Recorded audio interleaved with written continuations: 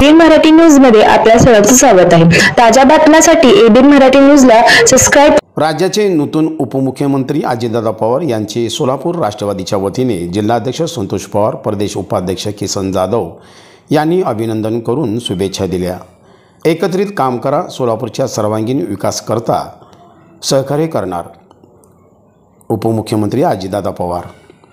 राज्याचे नूतन मुख्यमंत्री म्हणून देवेंद्रजी फडणवीस साहेब, उपमुख्यमंत्री अजितदादा पवार, उपमुख्यमंत्री एकनाथजी शिंदे यांनी भारताचे लोकप्रिय पंतप्रधान नरेंद्रजी मोदी, गृहमंत्री अमितजी शहा यांच्या प्रमुख उपस्थित व राज्याच्या कानोकोपऱ्यातून आलेल्या हजारो महायुतीच्या कार्यकर्त्यांच्या साक्षीने गोपनीयतेची शपथ घेऊन राज्यात महायुतीचे सरकार स्थापन केले।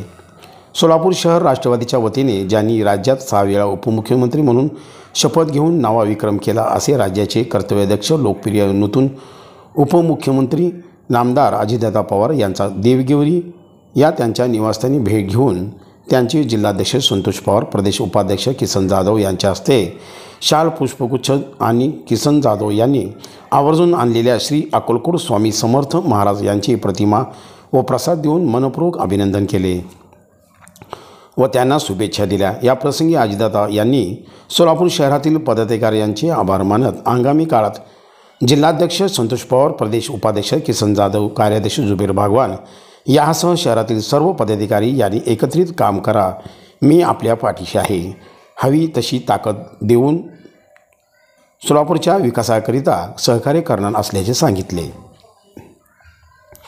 या प्रसंगी जिल्हाध्यक्ष संतोष पवार, प्रदेश उपाध्यक्ष किसन जाधव, माजी परिवहन सभापती आनंद मुस्तारे, ज्येष्ठ नेते दादा चौधरी, प्रांतिक सदस्य महेश निकंबे, विजय एनटी अध्यक्ष रुपेश भोसले, युवक प्रदेश सरचिटणीस चेतन नागेशांना गायकवाड, सामाजिक न्याय विभाग कार्याध्यक्ष अनिल बोनसोडे, शहर मध्य विधानसभा अध्यक्ष अमोल अलमिराज आबादीराजे, सोशल मीडिया कार्याध्यक्ष सोमनाथ शिंदे, हुलगेप्पा शासम, शहर संघटक माणिक कांबळे, लखन जाधव आदी उपस्थित होते।